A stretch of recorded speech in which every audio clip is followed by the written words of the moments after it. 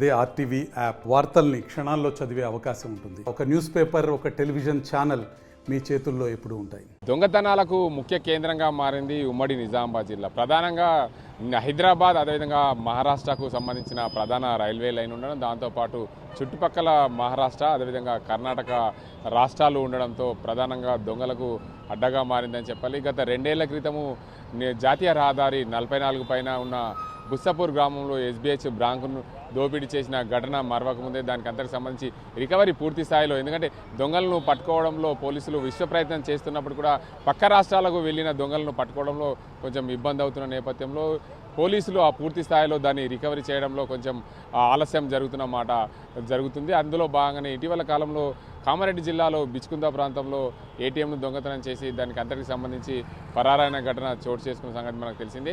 ఏదేమైనప్పటికీ దొంగలు తరచూ దొంగతనాలకు పాల్పడుతూ మనుషుల మెడలకు వస్తూ దొంగతనాలకు పాల్పడుతున్నారు. ఇటీవల కాలంలో బాన్స్వాడ పట్టణ కేంద్రంలో ఓ మహిళ మెడ కోసి 3 తులాల బంగారుని ఎత్తుకెళ్లిన ఘటన మనకు తెలిసిందే.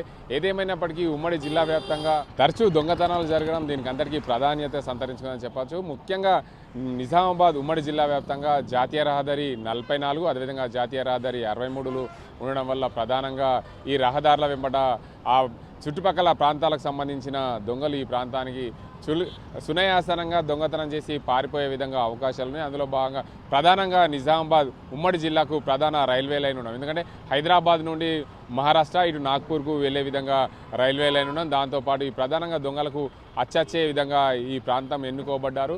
ఖచ్చితంగా అర్ధరాత్రి వేళ ఈ ప్రాంతానికి వచ్చి సునాయాసంగా వాహనంలో ఏటీఎంను ఎత్తుకపోయిన ఘటన కామారెడ్డి జిల్లా బిచ్కుందలో చోటు చేసుకుంది. అందులో ఏటీఎంలో 3,90,000 పైగా నగదు ఉన్నట్లు సమాచారం. దానికి అందరికి సంబంధించి పూర్తి స్థాయిలో పోలీసు అయితే ఎంక్వైరీలో పడ్డారు.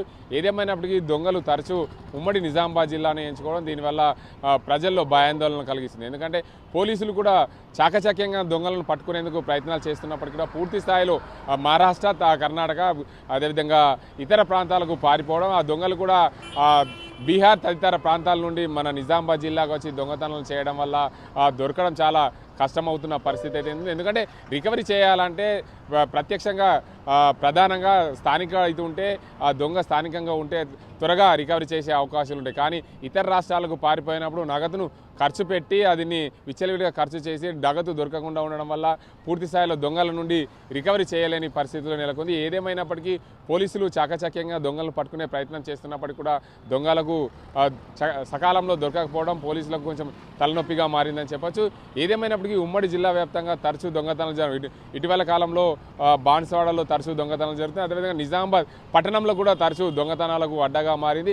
పోలీసులు అర్ధరాత్రి వేళ పెట్రోలింగ్ నిర్వహిస్తున్నప్పటికీ కూడా పోలీసుల కన్నుగప్పి దొంగతనాలకు పాల్పడుతున్న ఘటనలు కోకొల్లలు అని చెప్పొచ్చు. ఏదేమైనప్పటికీ ఉమ్మడి నిజామాబాద్ జిల్లాలో దొంగతనాలకు అడ్డగా మారిందని చెప్పొచ్చు. అటు కామారెడ్డి, ఇటు నిజామాబాద్లో పోలీసులకు తలనొప్పిగా మారింది. దొంగలు ఎప్పుడు దొంగతనానికి ఏ ప్రాంతంలో దొంగతనానికి పాల్పడుతున్నారు, ఎక్కడ వెళ్తున్నారు, ఏ రాత్రి వెళ్తున్నారు. మరోవైపు తెలంగాణ రాష్ట్రంలో పార్టీ గ్యాంగ్ రూపురేఖలు కూడా ఇటీవల కాలంలో నల్గొండ జిల్లాలో జరిగిన ఘటనలను చూసుకుంటే పూర్తి స్థాయిలో దొంగలు అత్యధికంగా వారు గుర్తించేది ఏంటంటే ఏటీఎంలు, ప్రధానంగా వ్యాపార కూడళ్ళు, దాంతోపాటు ధనికుల ఇండ్లలో వీటిని టార్గెట్గా చేసుకొని అర్ధరాత్రి వేళ ఏదైతే పొద్దుందాకా తాళమున్న ఇళ్ళని చూసుకొని టార్గెట్గా చేసుకొని రాత్రి వేళలో ఆ ఇళ్లలో దొంగతనాలకు పాల్పడుతున్న ఘటనలు కనిపిస్తున్నాయి.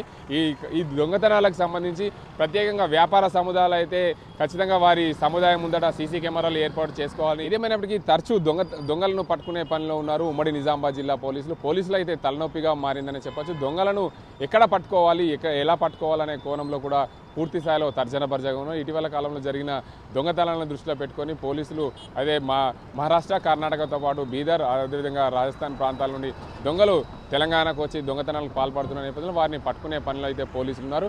మొత్తానికి అర్ధరాత్రి వేళ దొంగలు కాపు కాసి ఏదైతే వాళ్ళు ఎంచుకున్న ఇంట్లోనే దొంగతనాలకు పడుతున్న నేపథ్యంలో ఆ ఏదైతే ఏటీఎంలు, సీసీ కెమెరాలు లేని ఏటీఎంల దొంగతనాలకు పాల్పడుతున్న ఘటనలు మనం చూస్తున్నాం. ఇటీవల కాలంలో కామారెడ్డి జిల్లా బిచ్కుందలో జరిగిన ఘటనలు దాన్ని చూసుకుంటే మొత్తంగా సీసీ కెమెరాలో రికార్డ్ అయినప్పటికీ కూడా దొంగలు ఏటీఎంను క్వాలిస్ వాళ్ళను ఎత్తుకపోయిన ఘటన మనకు తెలిసిందే. ఏదేమైనప్పటికీ ఇలాంటి ఘటనలు జరగడం వల్ల ఉమ్మడి నిజామాబాద్ జిల్లా పోలీసులకు తలనొప్పిగా మారిందనే చెప్పొచ్చు. ఇది ఇక్కడ పరిస్థితి. కెమెరా పర్సన్ అజీంతో గంగారెడ్డి, ఆర్టీవీ, నిజామాబాద్.